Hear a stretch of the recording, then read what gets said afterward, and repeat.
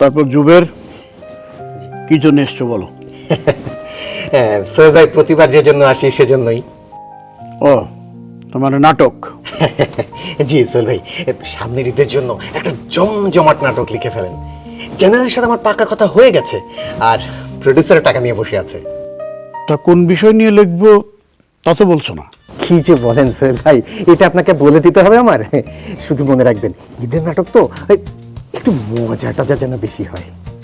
দেখো, আমি সাধারণত নগর জীবনের নানা ধরনের অসঙ্গতি নিয়ে লিখি, আর লেখাটা যাতে জীবনধর্মী হয় আমি সেই চেষ্টাই করি। করবেন, তাতে আমার কোনো আপত্তি নেই। তবে বুঝতেই পারছেন, ঈদের নাটক সবাই একটু হালকা মেজাজে দেখবে, আর রোমান্টিক সিনগুলো একটু বেশি রাখবেন। মানে আই মিন, নায়ক নায়িকার রোমান্টিক সিনটাকে একটু বেশি হাইলাইট করবেন।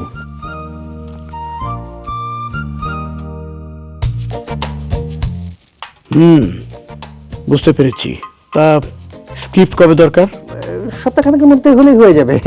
আর নায়ক নায়িকা শিডিউল নেওয়া হয়ে গেছে, আর প্রডিউসারকে বলেছি আজকের মধ্যে যেন আমাকে অ্যাডভান্স পেমেন্ট করে দেয়। সে কি, স্ক্রিপ্ট রেডি হলো না, এর মধ্যে নায়ক নায়িকা শিডিউল নিয়ে ফেলছো? কি করবো সোহেল ভাই, বুঝতেই পারছেন, ঈদের বাজার, দেরি হয়ে গেলে নায়ক নায়িকার লেজে হাত দেওয়া যাবে? কিন্তু পরে যদি ওদের ক্যারেক্টার পছন্দ না হয়? আপনি আমাকে হাসালেন সোহেল ভাই। আরে ক্যারেক্টার দিয়ে কি হবে? কথা বলতে টাকা টাকা, আপনি ওসব নিয়ে চিন্তা করবেন না, আমি সব ফিট করে দেব। একটা আইডিয়া অবশ্য মাথায় আছে, কিন্তু নায়ক নায়কের প্রেম তো তত বেশি পাবে না। আপনি লিখে ফেলুন, বাকিটা আমি দেখবো। আর ওই প্রডিউসারকে আমি বলে দিব আপনাকে কিছু টাকা অ্যাডভান্স করার জন্য, তাহলে আপনি একটু বুস্ট আপ হবেন। আপনি তাহলে আজই লিখতে বসে যান, আমি ওভার ফোনে আপনাকে ফলো আপ করবো কতটুকু প্রোগ্রেস হলো না হলো। তাহলে সোহেল ভাই, আমি তাহলে আজকে আসি। যাবে? যদি অনুমতি দেন আর কি। যাও। থ্যাংক ইউ, আসসালামু আলাইকুম। হ্যাঁ।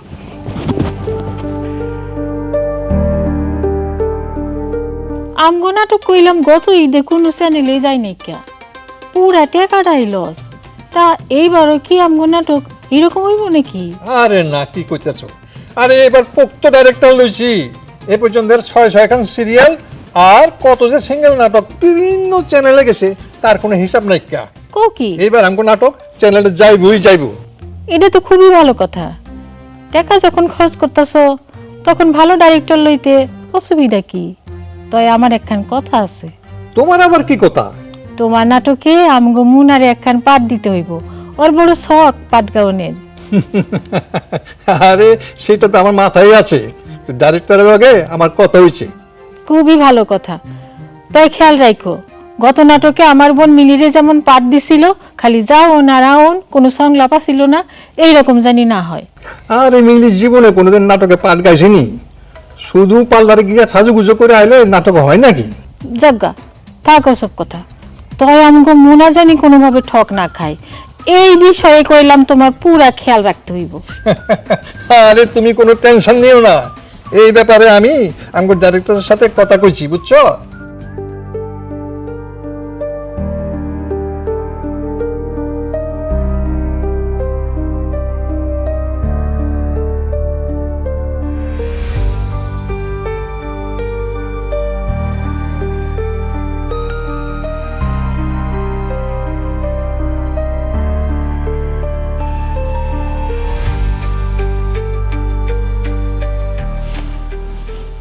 কি ব্যাপার, এরকম করছো কেন? কই কি করলাম?